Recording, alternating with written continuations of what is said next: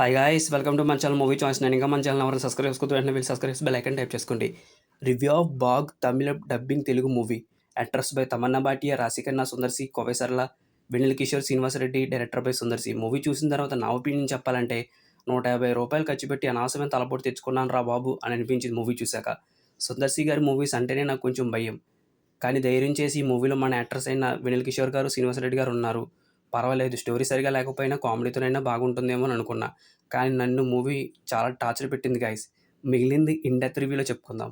మూవీలో స్టోరీ గురించి చెప్పుకోవాలంటే బాగ్ అనే శుద్ధశక్తి అవతరించి కొన్ని హత్యలు చేస్తూ ఉంటుంది. దానివల్ల అనేక మంది అమాయకులు చనిపోతారు. ఈ క్రమంలో తమన్నా తన భర్త కూడా చనిపోతారు. ఈ విషయం తెలుసుకున్న తమన్నా అన్నయ్య అయిన సుందర్ సి తమన్నా హత్య కారణం ఏంటి, అలాగే తన పిల్లల్ని ఎలా కాపాడాడు, బాగ్ అనే శుద్ధశక్తి ఎవరు, ఎందుకని చంపుతుంది అని తెలియాలంటే మనం మూవీ చూడాల్సిందే. మూవీలో ప్లస్ పాయింట్స్ గురించి చెప్పాలంటే నిజంగా తమన్నా గారి యాక్టింగ్ గురించి చెప్పుకోవాలి. ఆవిడ యాక్టింగ్ ఈ మూవీలో చాలా ఇంప్రెసివ్‌గా ఉంది. గ్లామర్ పాత్రలో ఒకటే కాకుండా మంచి మదర్ క్యారెక్టర్ కూడా ఈ మూవీలో చేశారు ఆమె. ముఖ్యంగా క్లైమాక్స్ ముందు వచ్చే తను చనిపోయే సీన్స్ చాలా సెంటిమెంట్‌గా సెటిల్ పెర్ఫార్మెన్స్ ఇచ్చింది. తన పిల్లలను కాపాడుకోవడానికి తన ప్రాణాలు సైతం ఎలా అర్పిస్తుందన్న సీన్స్‌ని చాలా ఎమోషనల్‌గా చేసి మనకు కనెక్ట్ అయ్యేలాగా చాలా వండర్‌ఫుల్‌గా చేసింది.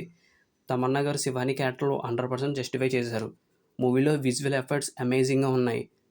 బ్యాక్‌గ్రౌండ్ స్కోర్ కూడా దానికి తగ్గట్టుగా వండర్‌ఫుల్‌గా ఇచ్చారు. అక్కడక్కడ కొన్ని కామెడీ సీన్స్ పర్వాలేదు, బాగానే ఉన్నాయి. మూవీలో మైనస్ పాయింట్స్ గురించి చెప్పాలంటే డైరెక్టర్ సుందర్ సి గారు ఫ్రాంచైజీలో వచ్చే మూవీస్ అన్నీ ఒకే తరహాలో సేమ్ టు సేమ్ పాత పచ్చడిలా కలిపి మించిన పొట్టంలా ఉంటాయి.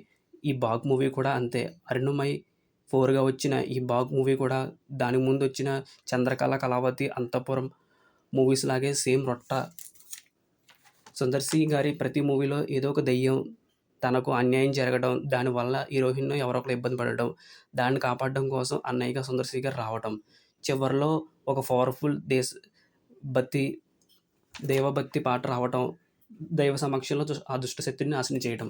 ఇదే ఫార్ములా తీసిందే మళ్ళీ తీస్తున్నారు.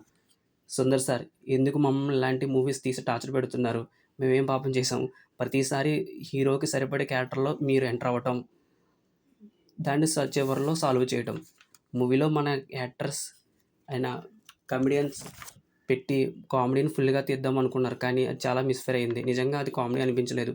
మూవీ మంచి హర్రర్ మూడ్‌లో సీరియస్‌గా వెళ్తుంది అనుకున్న టైంకి కామెడీ వచ్చి చిరాకు తెప్పించింది. మూవీలో వైవిధ్యం ఎక్కడా కనిపించదు. కథా కథనాలు చాలా స్లోగా ఉంటాయి. అసలైన కామెడీ. ఓవరాల్‌గా ఈ బాగ్ మూవీ నాకైతే తలపోటు తెప్పించింది. ఎందుకనో నాకు తెలీదు, కనెక్ట్ కాలేదు. ఈ మూవీ చూస్తున్నంత సేపు చాలా ఇంట్రెస్ట్ కలగలేదు. చంద్రకళ, కళావతి మూవీస్ బాగా గుర్తుకొచ్చాయి. ఈ బాగ్ పేరు మాత్రమే కొత్తది. కథ మాత్రం పాత రొట్ట కథే. ఇక మీ ఇష్టం. నాకైతే నచ్చలేదు. మీకైతే నచ్చితే చూడండి. నేను చూడమని మాత్రం సజెస్ట్ చేయను. ఈ బాగ్ మూవీకి మన మూవీ చాయిస్ 9 ఛానల్ ఇస్తున్న రేటింగ్ 1.75/5. రివ్యూ నచ్చినట్లయితే మన వీడియోని లైక్ చేసి మన మూవీ చాయిస్ 9 ఛానల్ సబ్స్క్రైబ్ చేయండి. Thank you for watching. Have a nice day. జై హింద్.